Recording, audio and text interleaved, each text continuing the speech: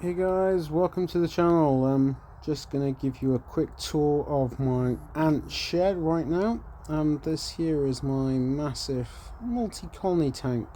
Mostly housed with red-headed Mesa barbarus, who have actually started producing queens. Which I believe you're probably gonna see now. I have no idea how big this colony is. There's actually a small colony of Kremtagaster in here as well, which are pretty cool. There we go, there's one queen right now. No idea if any of these are going to survive, because obviously they're in my shed, so I don't know what's going to happen to them, to be honest. I'm trying to get as high as possible to try and fly off, of course, but just look how beautiful they are. Absolutely gorgeous. This is about 3 years old, I believe, maybe 4 years old, this colony. This is probably their 5th home now. All natural, of course. Yeah, look at her, she's absolutely gorgeous. Absolutely no idea what she's doing right now, but yeah, absolutely beautiful. Just make out the red heads. Sorry about the lighting. I've got an RGB adjustment of the tank for the plants in there to thrive, and obviously to keep it quite dark. Obviously I've got the big light on at the top so you can see it a little bit better, but yeah, these guys are great. So this channel basically, guys, is just going to be about me sharing my stories with my ants, the journey of my ants, and also probably doing some unpacking videos and things. But I'm going to move over now shortly, I think. Or not, because I found another queen. Oh no, I'm just showing you the tank with the plants, and I've got a nice stone area there, and then it comes, this area up here is the wet end, and I've got a wet and a dry area. So we come in now, and this is my second Mesa barbarus colony. I think these are the bicolours, I think. I'm reintroducing a new nest to these guys, because I really wasn't very happy with this nest. As you can see, since I put them in there at the back there, I've had a lot die off. So they're going through there into their ant boy tank there, and then I've set up this really long tube for them.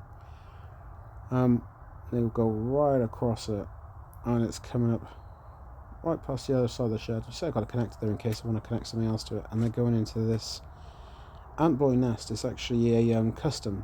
I'll show you that another time, because obviously they're moving, so I don't want to disturb them. And here we got some Myrmica rubra. Also had a die off on these guys, so I'm hoping they'll come back nice. So it's probably a bit too big for them, to be honest. And in here I've got some Nikos, which are actually doing quite nice. This was from a single queen, so they're coming quite nice, thankfully. I'm not going to disturb them too much here, but I will show you these when they get a few more workers. They've got a nice bit of brood there, so once they got 10 plus or so, I'll start showing you a bit more of these guys. I've also got another, I think it's 3 queens separate to these, and I should have some more ants come in, but I did have a lot more than this. But when I moved home, I had a huge die out. God knows why I moved. It was just the move, where I put them. But yeah, it wasn't good, and I'm just going to focus on another Mesa queen here.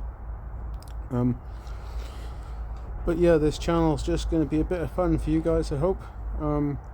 Hopefully you'll learn something. Probably do a couple of how-tos. See if I can't make a white on or two for you. Maybe I'll do a plaster nest as well.